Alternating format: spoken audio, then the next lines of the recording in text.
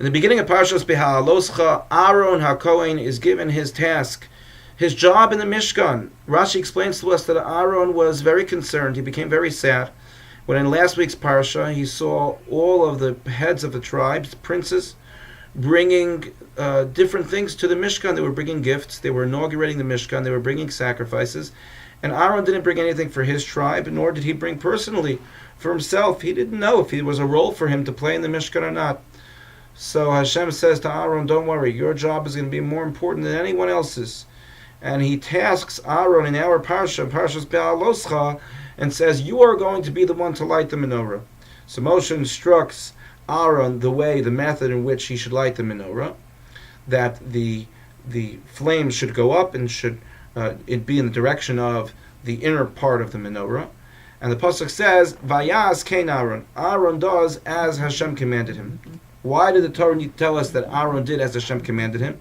Wasn't it obvious that Aaron would do as Hashem commanded him?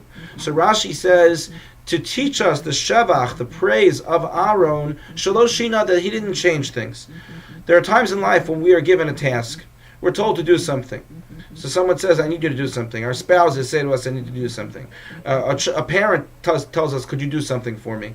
So we say, look, as long as we get the task done, it doesn't matter how we get it done. If it's done and it's done effectively, it's done the way they wanted it to be done in the end, the result works, then it's good.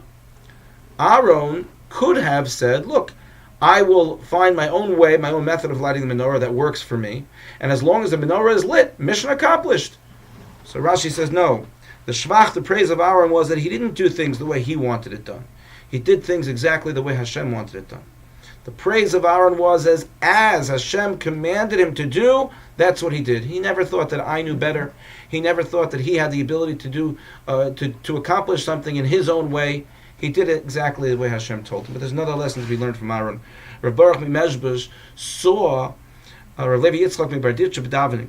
Reb Levi Yitzchak would move his hands around when he davened. He would shuckle from side to side.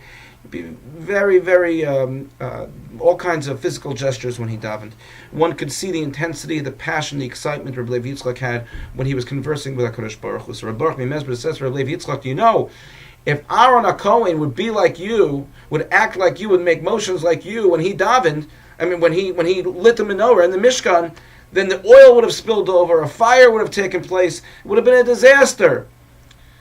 What was the lesson? The lesson is that of course we are passionate, we have excitement at many different times of our lives, especially when it comes to tefillah, when it comes to Torah, when it comes to mitzvahs, and when it comes to things that we're very passionate about.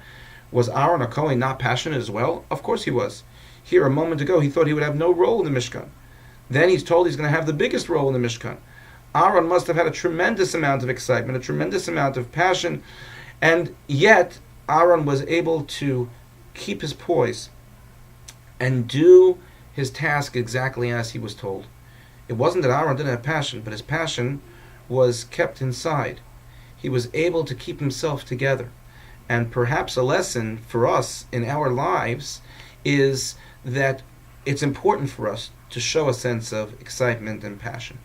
Sometimes we become so heated about something, though, that we end up making a mistake. We end up saying something to someone that may hurt them. We end up insulting someone because we're so passionate about that which we believe in. And in the end, we put ourselves in positions where we have to apologize for our actions. So the lesson of Aaron is, be passionate, and it's okay to be passionate, but make sure that we keep ourselves in check, that we keep our poise, so that effectively not only can we accomplish our task, but that other people can learn from our accomplishments. Thank you for listening, and have a good Shabbos.